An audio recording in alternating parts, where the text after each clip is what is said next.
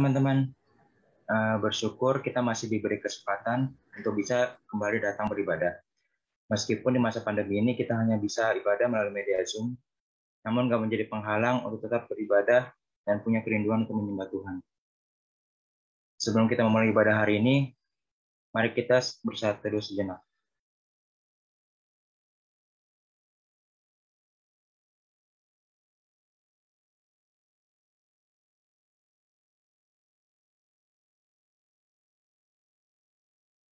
Amin. Teman-teman, mungkin di minggu terakhir ini kita sedang dilanda oleh banyak masalah, banyak pergumulan yang sedang kita hadapi.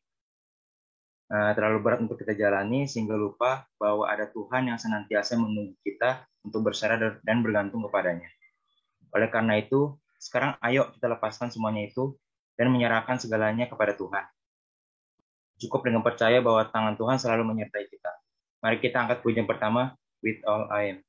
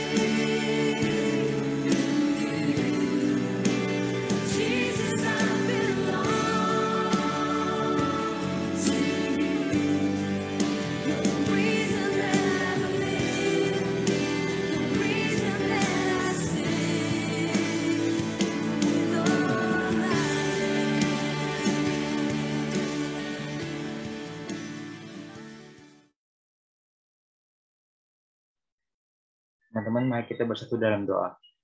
Tuhan, terima kasih atas penyertaan-Mu atas hidup kami, khususnya pada saat pandemi ini. Kau beri kami kesehatan agar kami bisa kembali datang beribadah kepada-Mu, Tuhan.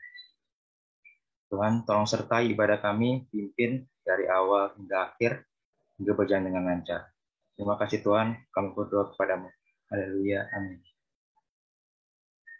Nah, teman-teman, pengorbanan Tuhan Yesus di kayu salib telah memberikan kita keselamatan. Namun di minggu-minggu terakhir ini kita sadar telah melakukan dosa, entah itu dosa kecil ataupun dosa besar yang tetap bersalah di mata Tuhan.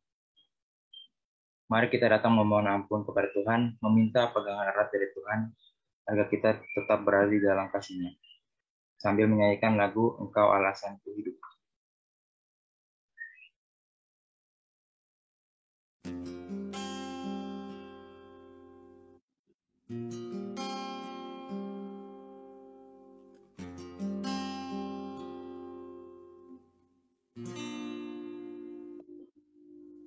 Ku hidup karena anugerah-Mu. Tiada satu pun dapat ku banggakan, semua karena cinta-Mu. Ini hidupku, pimpin jalanku. Kasih-Mu mengubah hidupku. Kau memilihku, selamatkan hidupku, semua karena anugerah-Mu. Ini hidupku, pimpin jalanku. Yesus, pegang erat tanganku, ku tak dapat hidup di luar kasih-Mu. Bapa, jangan tinggalkan aku, Engkau alasan selama ku hidup. Ku hidup karena anugerah-Mu.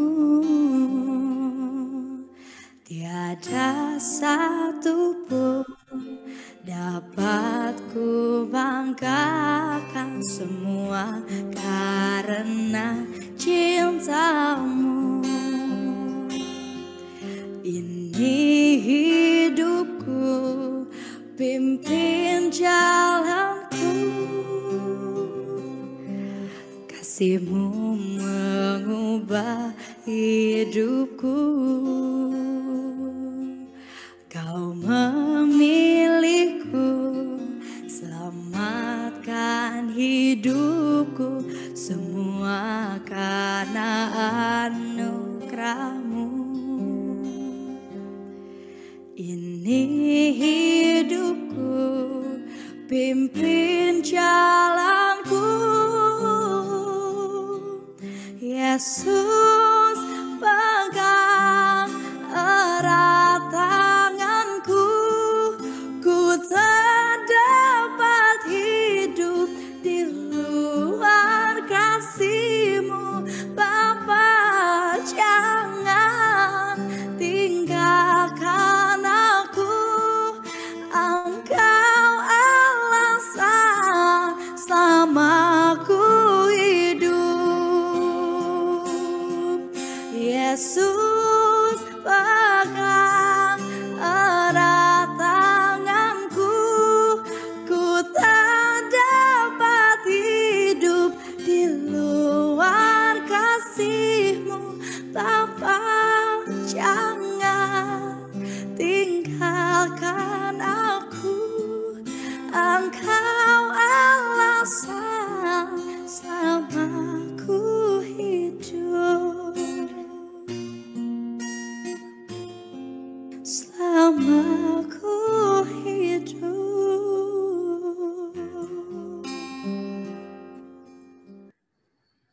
Teman-teman, sebelum Ko Andrian akan pimpin kita dalam doa, Ko Andrian mengajak teman-teman untuk boleh datang secara pribadi di hadapan Tuhan, boleh jujur, terbuka untuk boleh mengakui setiap dosa dan juga pelanggaran yang mungkin kita lakukan satu minggu yang lalu ini. Maka mari kesempatan pada pagi hari ini, teman-teman boleh datang, boleh mengambil waktu pribadi berdoa di hadapan Tuhan.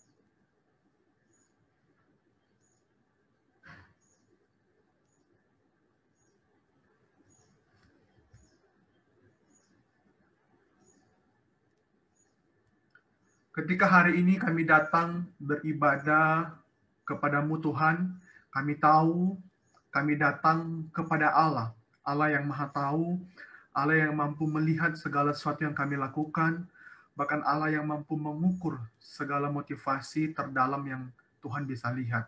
Dan kami juga sadar Tuhan, mungkin selama beberapa hari yang lalu Tuhan mendapati, bahkan kami juga melakukan dosa.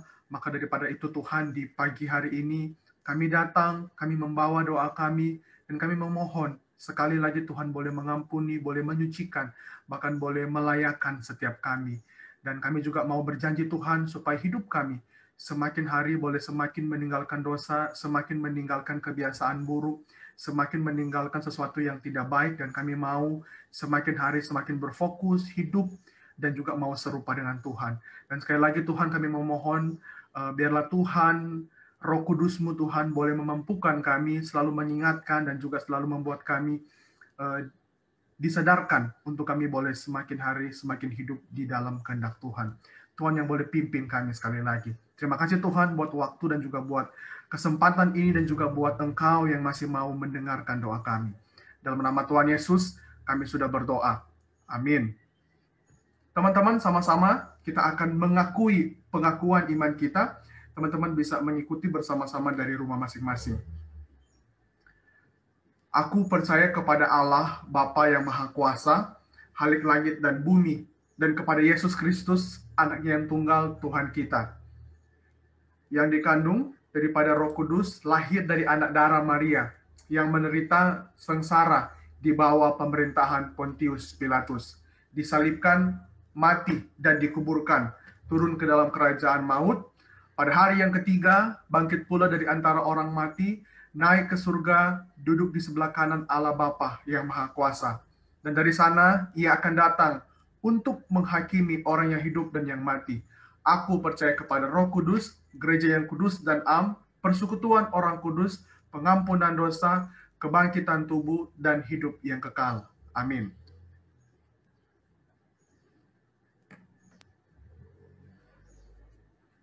Teman-teman, masih pada semangat gak nih memuji nama Tuhan?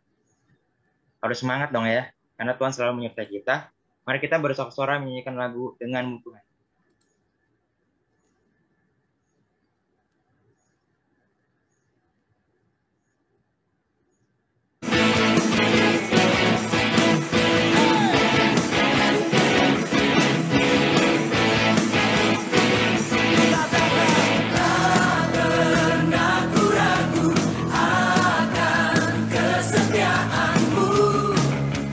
Pegang hidupku sepenuh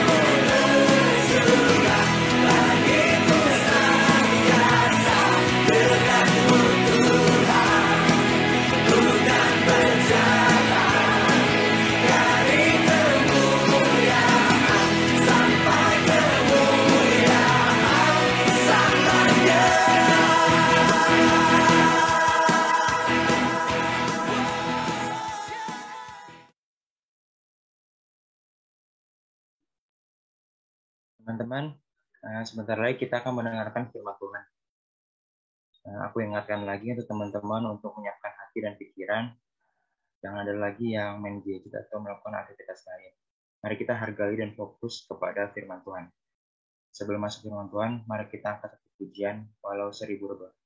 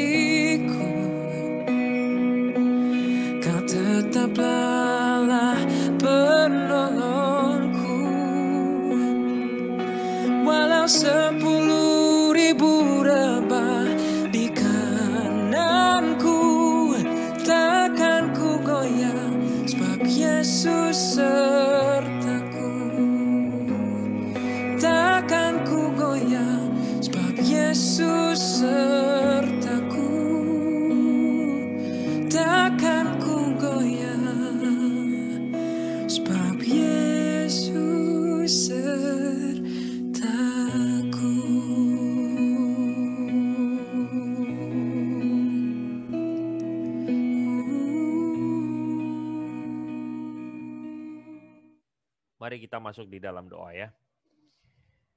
Bapa dalam kerajaan sorga, kami sungguh bersyukur. Kami memiliki Tuhan yang setia kepada kami. Tuhan yang tidak pernah meninggalkan kami.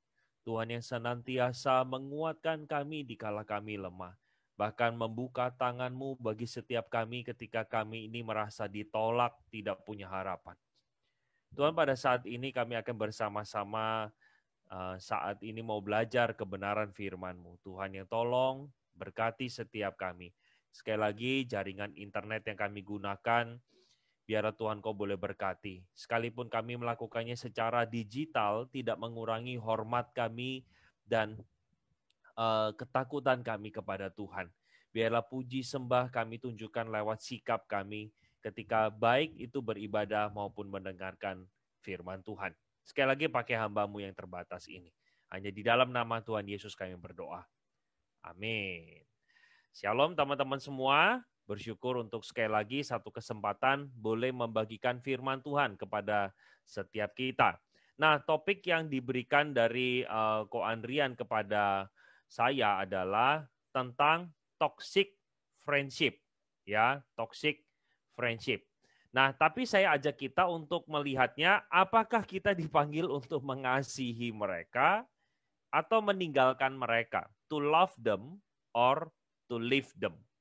Nah, maka dari itu teman-teman nanti kita akan lihat bersama-sama bagaimana pembahasan firman Tuhan ini, baru nanti di belakang kita lihat bagaimana harusnya kita mengambil sikap. Nah, teman-teman terlebih dahulu saya kira kita harus masuk ke dalam definisi dulu. Toxic itu apa dulu, supaya kita punya satu ranah berpikir yang sama, ranah pembahasan yang sama. Nah, teman-teman, toxic people itu boleh dibilang adalah secara harafiah adalah orang yang beracun. Maksudnya apa? Intinya hidupnya itu merugikan, baik itu secara fisik ataupun secara emosional. Jadi mungkin secara fisik itu begini, kamu itu dibully. Nah, teman-teman kalau lihat di YouTube ya, lihat di YouTube, barusan kemarin Koko lihat di YouTube, di Cokro TV, itu Nadiem, ya Menteri Pendidikan Indonesia mengatakan ada 3 dosa besar di dalam dunia pendidikan yang dia ingin hapuskan. Salah satunya adalah bullying atau cyberbullying. Nah, orang yang toksik itu salah satunya adalah itu suka menghina, body shaming gitu ya, memainkan hal-hal fisik ataupun juga bahkan sifatnya itu menyakiti secara fisik. Itu juga bisa.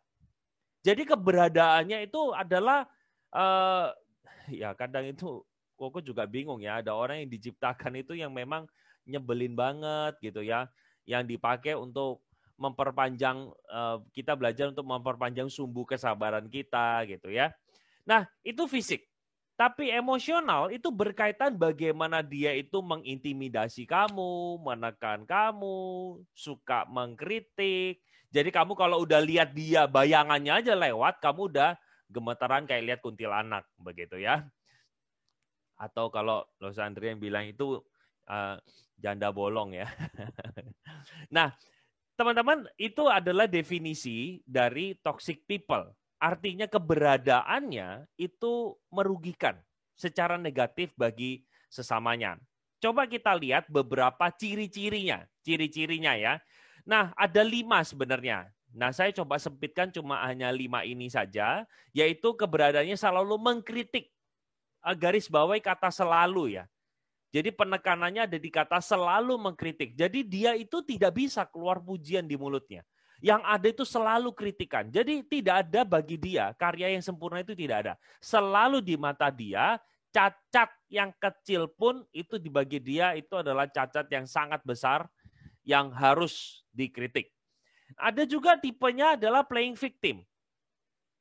Nah, jadi kita teman-teman, mungkin teman-teman suka dicurhati nih sama sahabatnya, sama temannya. Aku ini digini ini sama si A. Ini emang jahat banget. Teman-teman ingat satu hal, jangan langsung percaya. Kenapa?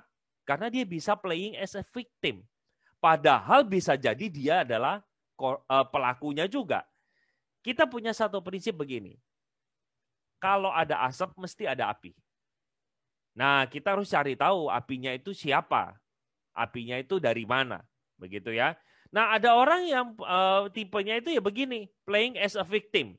Jadi mereka itu selalu menyalahkan orang lain, aku ini selalu menjadi korban orang yang disakiti. Nah, yang ketiga itu adalah penghasut. Jadi sukanya itu gerakin orang untuk mempengaruhi orang untuk benci si dia. Itu menghasut. Nah, teman-teman, kalau menghasut ini kita ingat dari kisahnya Tuhan Yesus ya. Yesus itu disalib sebenarnya bukan karena apa-apa, tapi karena dihasut oleh orang banyak bahwa dia adalah penyesat. Itu menghasut.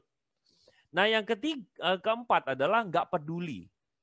Jadi kalau dia ada masalah, dia datang sama kita, tapi kalau gantian kamu ada masalah, gua nggak peduli sama hidup lu. Lu urus sendiri, hidup lu, tapi hidup gua lu harus tanggung. Itu nyebelin sih, ya. Dan yang terakhir adalah merendahkan dan meremehkan. Jadi kalau ngeliatin dia itu bawaannya itu kita itu merasa lebih rendah dari binatang gitu ya, tidak diperlakukan sebagai manusia, karya kita tidak dihargai. Nah, kurang lebih ini adalah 5 ciri. Nah, coba kita lihat sama-sama. Kenapa? Kok bisa sih ada orang toksik gitu loh? Nah, paling tidak waktu saya belajar psikologi, maka mau tidak mau itu berkaitan dengan hal yang pertama adalah background keluarganya. Dia punya satu pola komunikasi yang tidak harmonis di keluarga. Ya, kita coba ini dulu, lihat dulu. Nanti kita balik lagi ke 5 ciri itu. Nah, yang kedua adalah karena ya memang orang itu berdosa gitu loh. Karena dia memang doyan lakukan itu. Gitu ya. Nah, coba kita balik ya. Coba lihat dari yang penyebab dari nomor 1 itu background family yang tidak harmonis. Misalnya teman-teman, kita balik misalnya ke selalu mengkritik. Kita terkadang cuma lihat di permukaannya saja bahwa orang ini selalu mengkritik. Tapi kalau kamu bisa menyentuh sampai hatinya atau kamu tahu background family-nya, maka itu akan membantu kamu memahami atau mengasihi orang ini.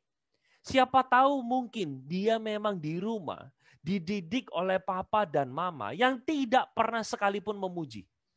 Yang ada itu kalau dapat nilai 70 ditanya kok nggak 80. Kalau udah dapat 80 ditanya kok nggak 90. Kalau sudah 90 kenapa tidak sempurna? Kalau sudah 100 pun kok ditanya akan begini. Kenapa kok tidak bisa setiap kali? Jadi selalu bawaannya itu melihat dari kacamata yang negatif. Akhirnya sang anak ini bertumbuh, oh jadi kalau hidup itu harus memangnya mengkritik orang. Jangan pernah berikan pujian. Nah, bisa jadi playing as a victim.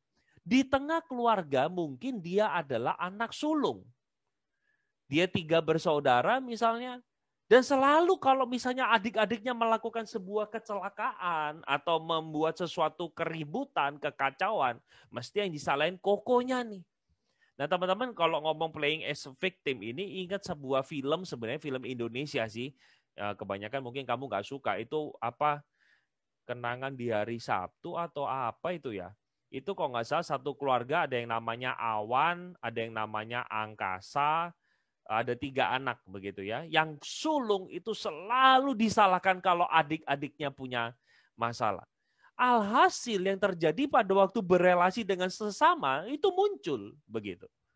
Ya, misalnya penghasut atau tidak pedulilah katakan. Mungkin mereka mempunyai orang tua yang betul-betul nggak peduli. Ketika sang anak itu datang mungkin sama mamanya, "Mah, ini loh, tolong dong jahitin kancing baju yang lepas." "Alah, kamu kayak gitu aja nggak bisa. Gue nggak peduli, urus sendiri hidup lu." Jadi dia dibentuk dalam satu lingkungan yang tidak menunjukkan kepedulian. Maka tidak heran teman-teman, mereka ini yang punya pola komunikasi yang jelek di dalam keluarganya muncul di permukaan menjadi orang-orang yang toksik, orang-orang yang nyebelin banget. Nah sekarang pertanyaannya adalah kamu toksik apa enggak? Itu dulu deh. Kamu toksik apa enggak? Itu yang kita harus coba introspeksi diri kita. Sekali lagi prinsip ini kamu harus pegang. Bahwa tidak ada api, ya tidak ada asap kalau tidak ada api. Asap itu selalu muncul karena adanya api. Nah, apakah ketika teman kamu toksik terhadap kamu, jangan-jangan kamu juga toksik terhadap orang lain? Itu yang harus kita coba ngaca diri kita sendiri terlebih dahulu. Kita introspeksi.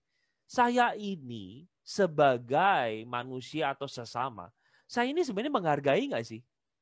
Menghargai orang lain nggak?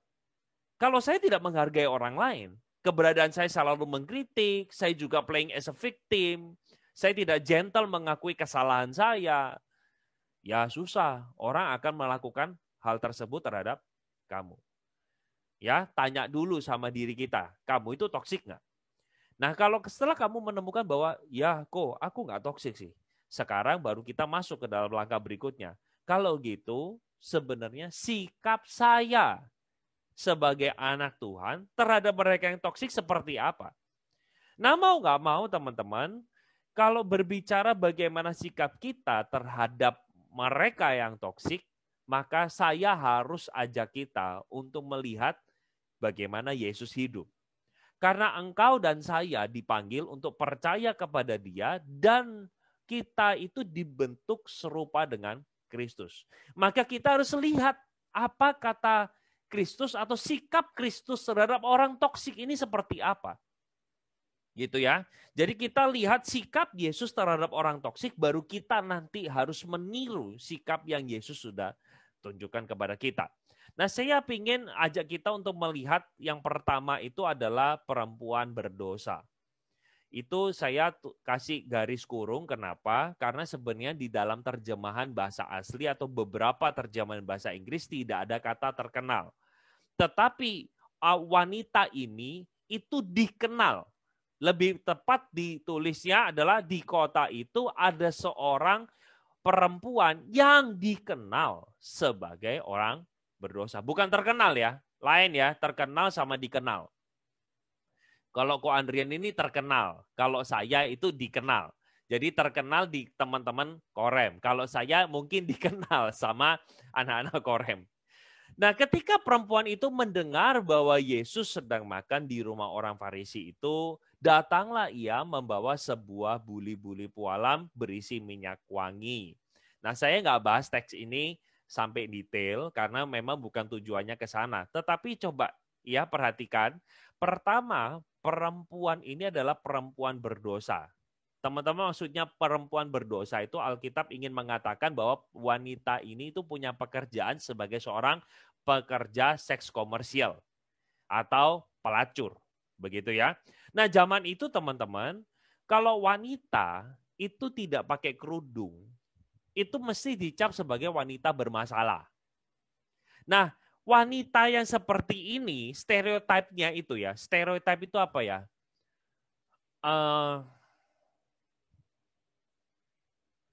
Stereotip itu kayak bayangan kita lah, atau persepsi kita terhadap orang itu. Misalnya kalau kita lihat orang yang misalnya ya, rambutnya itu udah keriting-keriting begitu ya, terus dekil. Nah, stereotip kita biasanya itu orang gila gitu ya.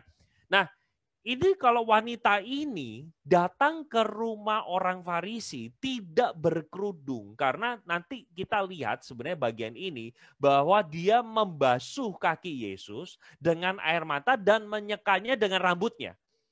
Jadi terindikasi sekali bahwa wanita ini datang tanpa kerudung. Nah, bayangkan tatapan orang zaman itu adalah mereka melihat, "Wedih, gila ini wanita pelacur datang ke rumah orang Farisi." Nah, teman-teman, orang Yahudi itu jauh lebih rasis dari orang Chinese loh. Jauh. Dia itu bahkan kalau mau lewat ke satu tempat yang isinya orang non-Yahudi, dia tidak mau injek kaki di sana karena najis, najong gitu ya. Nggak mau gitu. Apalagi sekarang rumah Simon ini, orang Farisi, didatangi pelacur. Wah, mulai kebayangkan situasi yang ramai. Di tempat itu ada Yesus di sana. Tapi menarik sekali, Yesus membandingkan sikap Simon dengan perempuan ini. Nanti teman-teman kalau mau baca lebih detail ya, nanti akan bisa lihat bagaimana apa yang Yesus lakukan. Yesus tidak mengusir wanita ini. Yesus malah mengizinkan wanita ini membasuh kakinya dengan minyak wangi.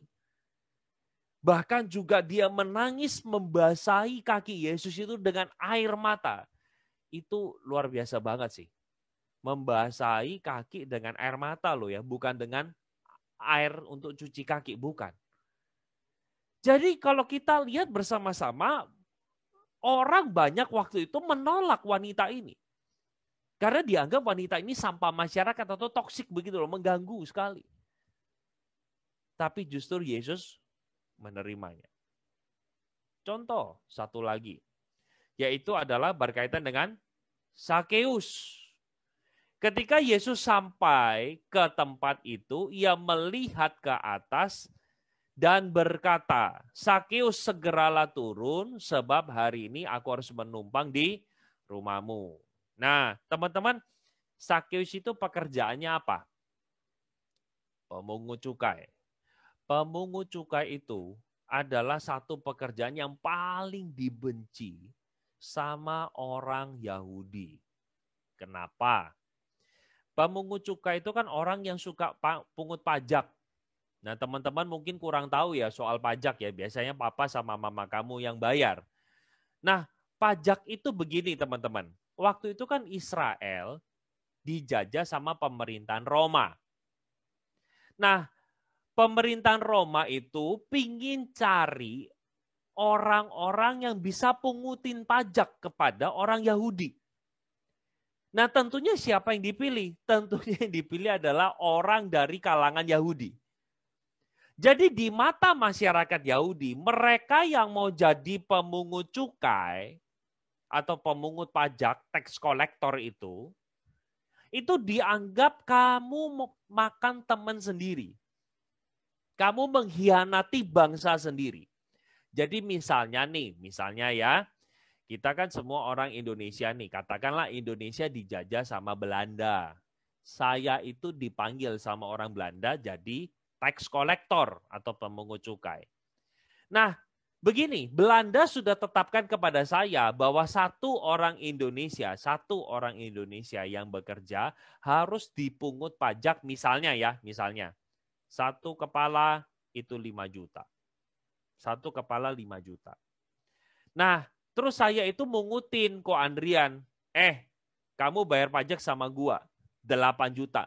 Loh, Ko Andrian bingung dong. Kenapa 8 juta? Pemerintah kan bilang 5 juta. Buat aku 3 juta. Loh, pasti kan Ko Andrian gini, protes dong. Loh, kok kamu malakinya seenak kamu? Itu hak aku. Karena pada waktu Koko mendapatkan posisi sebagai pemungut cukai, gue juga harus keluar duit gitu loh. Artinya pada waktu Koko menjabat sebagai pemungut cukai, gue harus balik modal dulu dong. Begitu. Jadi, terus kok Andrian kayak nggak terima dong. Ada selisih 3 juta. Gila aja gue kasih lu 3 juta, gue aja seret. Begitu. Kamu jadi mau bayar nggak? Nggak mau. Oke, nggak apa-apa. Aku panggil prajurit Roma untuk tangkap kamu. Prajurit Belanda untuk tangkap kamu. Nah teman-teman, kebayang bukan betapa menyebalkannya pemungut cukai. Nanti Koko datang ke Miguel. Miguel katakanlah sudah bekerja ya. Miguel, aku lihat rumahmu besar sekali nih. Gak bisa kalau gitu 5 juta. Buat kamu 12 juta. Tambah protes dia. Gila lu. Kok Andrian 8 juta? Aku 12 juta. Berarti 7 juta masuk ke kantongmu. Iya. Kamu gak suka? Gak apa-apa. Aku panggil prajurit untuk tangkap kamu. Mau bayar gak sekarang? Nah, teman-teman bayangkan betapa bencinya orang-orang Yahudi melihat pemungut cukai. Lah rupanya ini si kerdil ini kurcaci ini yang bernama Sakeus. Dia pengen jumpa Yesus tapi dia lompat-lompat kagak kelihatan. Karena badannya kayak hobbit. Bangsa yang terkecil gitu ya. Semuanya itu sudah raksasa. Badan dia kecil gitu loh. Dia lihat Yesus gak bisa, mau lari, mau cegat Yesus gak bisa. Akhirnya mau gak mau dia harus manjat pohon ara. Supaya menjadi pusat perhatian. Tapi rupanya Yesus bukan mengatakan Sakeus turun, gak usah aneh-aneh deh. Udah kamu pergilah, kamu orang berdosa. Enggak, tapi Yesus mengatakan Sakeus turun. Hari ini aku mau makan di tempatmu. Aku mau menumpang di rumahmu. Teman-teman, kita bisa lihat dua contoh ini yang zaman itu, dua tokoh ini tuh dianggap toksik, dianggap mengganggu, dianggap sampah masyarakat. Tetapi Yesus itu justru menunjukkan satu sikap. Yang pertama adalah dia menerima orang berdosa. Dia mengasihi. Nah teman-teman, engkau dan saya memiliki panggilan yang sama. Punya panggilan yang sama. Mari kita coba belajar untuk menggali informasi mungkin entah dari orang yang toksik ini terhadap kita. Coba tanya dari temannya. Papanya seperti apa sih? Mamanya seperti apa sih? Bisa jadi ya. Bukan karena faktor keluarga itu bisa. Yaitu makanya tadi Koko sebutkan faktor penyebab yang kedua adalah ya memang perangainya atau dosa. Dia suka melakukan hal seperti itu. Tetapi kebanyakan, kalau Koko boleh bilang, biasa orang yang bermasalah, yang kelihatan di permukaan seperti gunung es itu ya, yang kelihatan di permukaan, itu biasanya 80-90% faktor terbesarnya adalah karena keluarga. Kamu itu nggak bisa sih terima dia dan mengasihi mereka kalau kamu tidak tahu who they are. Kamu nggak memahami mereka itu siapa. Ketika kamu tahu bahwa keluarganya seperti itu, paling tidak kamu bisa melihat begini loh. Ya Tuhan, gimana ya, tolong kasih aku hikmat untuk bisa mengasihi orang yang seperti ini. Tetapi saya kira sikap Yesus itu bukan cuma menerima dan mengasihi. Tetapi ada yang kedua yang kita perlu juga belajar, yaitu menegur mereka yang berdosa. Nah sengaja Koko tunjukkan itu adalah orang Farisi. Orang Farisi itu sebenarnya teman-teman rada toksik juga sih. Karena dia kehidupannya itu suka mengkritik orang lain. Dan bawaannya itu dikait-kaitin sama agama gitu loh. Wah jadi kalau misalnya nih, kamu bayangin ya zaman Yesus ya. Para murid itu nggak cuci tangan. Wah langsung dimasalahin nih. Wah ini melanggar hukum Allah ini. Para murid tidak tahu bahwa harus cuci tangan. Ini sebenarnya bukan ngomong soal kesehatan ya. Isunya bukan soal kesehatan teman-teman ya. Tapi zaman itu soal cuci tangan itu adalah merupakan satu ibadah yang dipandang orang Farisi itu harus dilakukan. Kalau enggak kamu itu berdosa. Ya sebenarnya teman-teman jujur deh. Kita kalau makan nggak cuci tangan masa sih itu dikatakan dosa? Ya enggak lah. Benar nggak? Ya ampun kalau sampai itu berdosa berarti banyak sekali dosa. Hal-hal perintil yang tidak ada dalam Alkitab terus kita anggap itu sebagai dosa. Tapi kita nggak masuk ke area sana ya. Tetapi para murid itu dikritik sama orang-orang Farisi yang begitu iri begitu. Ditambah lagi misalnya Yesus menyembuhkan orang yang ada sakit stroke. Kalau di dalam bahasa Inggrisnya itu paralyzed gitu loh. Jadi dia itu nggak bisa angkat tangan. Terus Yesus katakan angkat tanganmu, kamu sembuh. Terus lalu orang Farisi itu bilang gini, gila kamu nggak tahu hari Sabat. Hari Sabat gak boleh sembuhkan orang. Lalu apa jawab Yesus? Kamu kalau lembumu jatuh di hari Sabat, kamu tolong apa enggak? Mereka nggak bisa jawab. Kamu biasanya tolong. Dan Yesus tutup dengan sebuah kalimat bahwa Sabat itu diberikan untuk manusia. Bukan manusia untuk hari Sabat. Artinya keberadaan orang Farisi ini somehow itu toksik banget. Mengkritik kehidupan orang lain tanpa boleh mendampingi, memahami, tetapi langsung memberikan sebuah judgment. Nah terhadap orang seperti ini, Yesus juga memberikan sebuah teguran yang keras kepada mereka. Bahkan teman-teman kalau mau lihat di dalam Matius pasal 23, itu semua kritikan teguran Yesus kepada orang Farisi yang merasa bahwa dirinya selalu benar. Dan hidupnya mengkritik orang lain terus senantiasa. Nah teman-teman, dua sikap ini harus kita miliki secara seimbang. Orang-orang yang toksik betul kita harus menerima dan mengasihi mereka. Tapi kalau mereka sudah melanggar batas-batas kewajaran, menurut saya tetap harus ada sebuah tindakan yang menegur dan mengingatkan mereka. Sehingga kita sebagai orang Kristen itu bukan Kristen yang maaf ya, tolol gitu loh. Kalau ditampar ya udah serahkanlah badanmu. Kalau kita diinjak berikanlah dirimu. Enggak. Tetapi kita itu, saya bukan ngajari untuk ngelawan ya, bukan melawan. Tetapi kita menerima dan juga kita menegur ketika ada kesempatan yang baik. Tentunya cara menegurnya kita harus lihat cara, waktu, dan konten perkataan yang kita pakai. Sekali lagi ya, saya ulangi ya. Kamu kalau menegurnya caranya salah, ya salah bagi saya. Makanya kita waktu mau menegur, kita lihat caranya benar nggak. Cara ini ngomong soal perkataan, intonasi kita, ya sebenarnya soal isi perkataan kita juga, itu dari segi cara. Dan yang kedua adalah waktunya tepat nggak sih kamu ngomong. Nah 2 ini kamu perlu perhatikan, baru yang terakhir itu adalah konten. Nah saya sendirikanlah konten. Apakah isi kita untuk teguran itu benar atau tidak. Jadi kita tidak bisa sembarangan untuk tegur orang. Karena kalau tidak, itu akan berbalik menjadi bumerang buat kita. Nah, sehingga saya ingin memberikan satu kesimpulan. Kalau gitu apa sih yang harus dilakukan sebagai anak Tuhan? Yang pertama, belajar terima orang tersebut. Sebelum masuk ke yang satu, introspeksi diri dulu. Kamu itu toksik nggak? Kalau kamu toksik, yuk berubah yuk. Kamu kalau misalnya butuh bantuan bisa cerita sama Ko Andrian sebagai pihak ketiga supaya melihat apakah saya itu beneran toksik nggak sih. Nah mungkin kasus-kasus lebih detail kamu bisa ceritakan sama Ko Andrian, nanti akan dibantu untuk memberikan sebuah justifikasi. Apakah kamu, justifikasi itu apa ya? Untuk memberikan satu penilaian dari Ko Andrian misalnya, oh iya kamu rada toksik sih kayak gitu sih. Nah itu nanti akan dibantu ya. Jadi kalau kamu toksik ya kamu bereskan dirimu dulu. Nah kalau setelah kamu tidak toksik baru masuk ke nomor 1, belajar terima orang yang toksik. Yang kedua, coba tegur orang itu dengan kasih. Dengan kasih ya, bukan dengan kasar. Sama-sama K-A, tapi satunya si, satunya sar.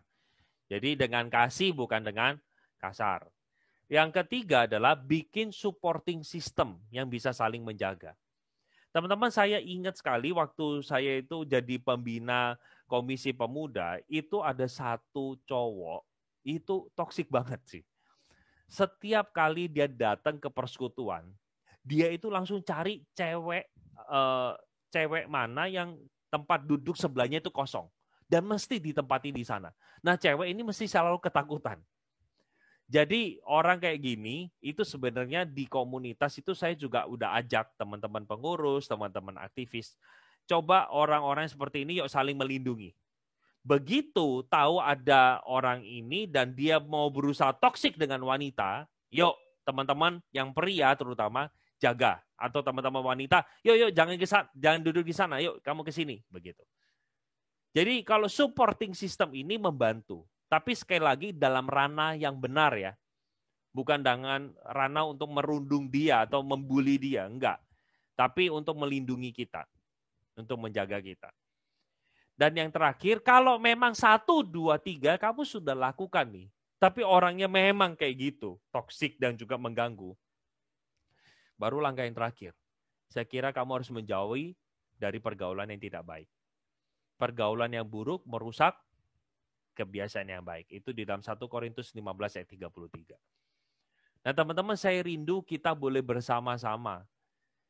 Jadi kalau kita bahas lagi ke dalam judul pertama, toxic friendship, to love them or to leave them. Nah jawabannya dua-duanya. Kalau ketika kamu sudah mengasihi, sebenarnya mengasihi orang toksik itu sebenarnya drain our energy ya. Jadi maksudnya nyedot banget energi kita, baik itu pikiran, waktu maupun perasaan kita. Kalau kamu sudah lakukan sedemikian rupa, tapi tidak terus berhasil, ya Alkitab juga mengatakan pergaulan yang buruk merusak kebiasaan yang baik. Jadi ya kamu bisa tinggalkan itu. Tapi sekali lagi ada satu upaya yang kamu lakukan, 1, 2, 3, baru yang terakhir, nomor 4. Semoga firman Tuhan pada pagi hari ini boleh menolong kita untuk memahami bagaimana seharusnya kita bersikap terhadap orang toksik. Mari kita masuk di dalam doa. Bapa, dalam kerajaan sorga kami sungguh bersyukur pagi hari ini kami diingatkan bahwa kami berada di tengah orang-orang yang toksik. Tuhan tolong setiap kami untuk terlebih dahulu melihat apakah diri kami ini toksik atau tidak. Jangan-jangan mungkin kami ini juga toksik bagi orang lain. Oh Tuhan, ampunilah kami, Tuhan tolong kami. Kami mungkin berada di tengah keluarga yang sulit, keluarga yang tidak punya pola komunikasi yang harmonis, pola komunikasi yang sehat, sehingga membentuk kami seperti ini. Oh Tuhan, Engkau adalah pencipta kami dan Engkau mengasihi kami. Tuhan tolong supaya kami juga boleh mengalami sebuah perubahan. Tolong kami Tuhan. Dan kami ingin Tuhan ketika kami berada di tengah orang-orang yang toksik, ajar kami untuk mengasihi mereka seperti Yesus mengasihi orang-orang yang berdosa. Dan Tuhan kiranya Engkau boleh tolong berkati kami, kuatkan kami, berikan hikmat-Mu. Bagaimana kami harus bersikap dan menegur teman kami yang toksik ini. Terima kasih Tuhan, berkati setiap kami. Dalam nama Tuhan Yesus kami berdoa. Amin.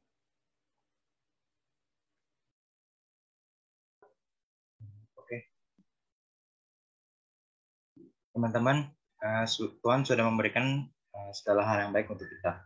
Marilah kita memberikan persembahan sebagai bentuk ucapan terima kasih dan syukur kita kepada Tuhan. Persembahan dapat diberikan melalui nomor rekening BCA GK Citra, atau bagi teman-teman yang punya saldo OVO, GoPay, BCA Mobile, Dana, atau ShopeePay, bisa scan QR Code yang ada nanti yang muncul di layar. Atau teman-teman juga bisa kumpulkan sendiri di rumah, lalu diberikan pada saat nanti ibadah offline. Mari sekarang kita nyanyikan pujian Allah Sumber Kuat.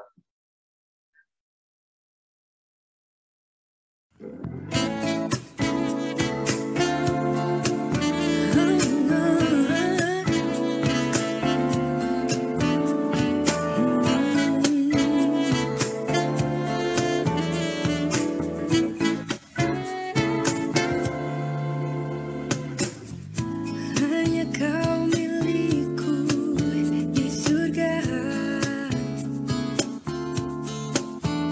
Tiada yang ku ingini di bumi, hanya Kau. Tak ku andalkan kekuatanku, namun yang pasti Kau tetap selamanya Allah sumber kuatku, Allah sumber kuatku, Allah sumber kuatku dan bagianku selamanya, selamanya.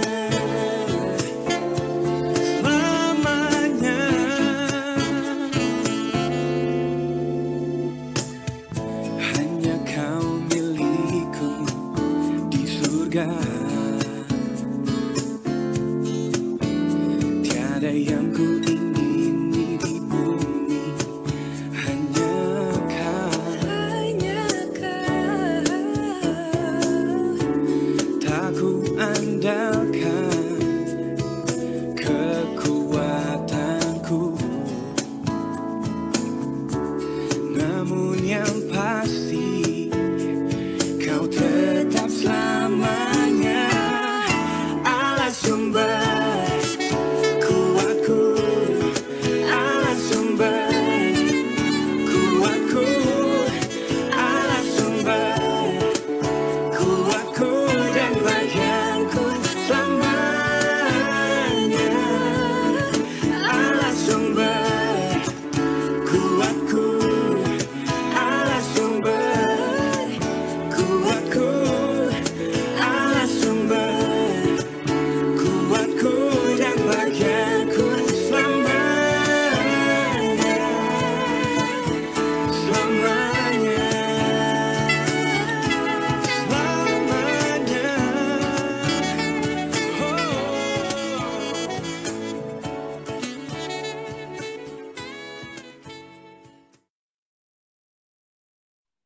Teman-teman, mari kita bersatu dalam doa. Tuhan, terima kasih atas segala hal yang telah Kau berikan kepada kami. Sekiranya melalui persembahan yang telah dikumpul, boleh menjadi berkat untuk memperluas kerajaan. Berkati juga tangan-tangan yang sudah memberi dan pengurus yang akan mengelola uang persembahan ini. Kami menyerahkan semuanya ke dalam tangan-Mu. Di dalam nama Tuhan Yesus kami telah berdoa dan mengucap syukur. Haleluya. Amin. Amin. Teman-teman, thank you buat semua yang hari ini sudah hadir di ibadah Korem. Thank you juga buat teman-teman yang hari ini sudah membantu dalam pelayanan, buat Miguel, Ko Albert, Nana, dan setiap pengurus yang ada. Dan thank you juga buat teman-teman juga yang akan membantu terus nanti di Korem 2 ya. Teman-teman, kita akan melihat pengumuman melalui warta. Konten share screen dulu ya.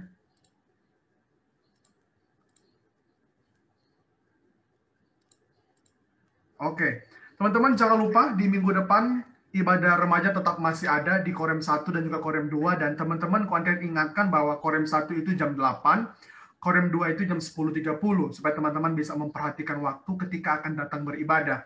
Minggu depan dengan tema Jangan Egois. Jadi di bulan ini kita akan banyak membahas tentang tema relasi dengan sesama, dengan orang tua dan lain sebagainya. Dan hari ini dengan sesama, minggu depan juga masih.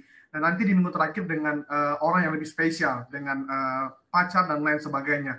Berharap teman-teman boleh mengikuti rangkaian ini supaya bisa memahami bagaimana kita membangun relasi, menjalin hubungan dengan orang lain dengan baik. Dan teman-teman yang kedua, jangan lupa di akhir bulan ini kita akan ada coffee. Teman-teman seperti biasa coffee di akhir bulan dengan tema yang lebih spesial, yang lebih relevan dengan kehidupan kita. Dan konten berharap teman-teman boleh segera mendaftar, segera ikut, dan juga nanti konten akan buka daftar lagi di grup. Teman-teman boleh segera mencantumkan namanya supaya kita bisa tahu berapa jumlah dan kapasitas di Zoom yang akan kita ikut nanti. Ya, tema di tanggal 22 Mei, Game and Christian Faith yang akan dibawakan oleh Guru Injil Krishna dari Surabaya. Teman-teman boleh juga ajak orang di luar untuk boleh ikut sama-sama belajar tentang tema ini. Ya. Dan pengumuman yang selanjutnya yang tidak kalah penting, yang nanti akan dilakukan di bulan Juni, yaitu camp kita, Digital Camp. Thank you buat teman-teman semua yang sudah daftar. Bagi yang belum daftar, mari teman-teman join daftar. Teman-teman bisa langsung scan QR-nya atau bisa buka linknya bit.ly/digikorem. Dan teman-teman yang tidak mengerti atau susah, beberapa ada yang lain WA ke Ko Andrian. Nah, nggak apa-apa juga WA, tanya, nanti Ko Andrian akan pandu. Dan teman-teman jangan lupa ketika nanti akan kirim nomor rekening, kalau teman-teman tidak punya akun bank dan lain sebagainya, pakai punya orang tua, minta tolong dicantumkan namanya. Misalnya orang tua A, transfer untuk anaknya siapa. Karena ada beberapa yang lalu itu miss, sehingga pengurus dan Ko Andrian harus cari-cari ini anaknya siapa ya, dan lain sebagainya. Akhirnya susah di datanya untuk sinkron. Nah, teman-teman tolong nanti ditulis nama, dan juga ada beberapa itu yang didaftarkan sama orang tua. Nah, kalau orang tua yang daftarkan, tolong bilang ke orang tua kalau masuk di linknya juga ditulis nama, emailnya, email teman-teman, supaya nanti bisa memudahkan kita untuk cari, untuk data, dan juga untuk nanti akan di-invite ke grup campnya. Ya, teman-teman jangan lupa hari ini ada sekitar 50-an yang hadir. Berharap teman-teman yang belum daftar segera daftar. Itu di hari libur, jadi Ko Andrian yakin teman-teman bisa kasih waktu untuk sama-sama kita hadir di dalam camp digital. Ya, jangan lupa juga teman-teman yang kelas 12 sudah mau lulus, nggak apa-apa, bisa gabung, join aja. Kita akan mengakhiri ibadah Korem 1 pada pagi hari ini. Bersama-sama dengan Ko Andrian kita boleh kembalikan seluruh hormat kemuliaan hanya bagi Allah Tritunggal. Doksologi. Puji Allah Bapa Putra, puji Allah Roh Kudus, ketiganya yang esa, pohon selamat, sumber berkat. Amin. Mari kita berdoa. Tuhan, kami sangat bersyukur kalau Tuhan sekali lagi boleh kasih kami kesempatan untuk pada hari ini kami boleh beribadah, dan kami juga bersyukur bagaimana kami juga boleh berjumpa, boleh menikmati, bahkan juga boleh sama-sama dibentuk melalui puji-pujian dan juga terlebih melalui firman Tuhan. Dan biarlah Tuhan, firman Tuhan yang hari ini sudah kami dengar boleh bertumbuh, berbuah, dan kami juga boleh menerapkan sehingga firman Tuhan boleh betul-betul menjadi bagian penting di dalam kehidupan kami.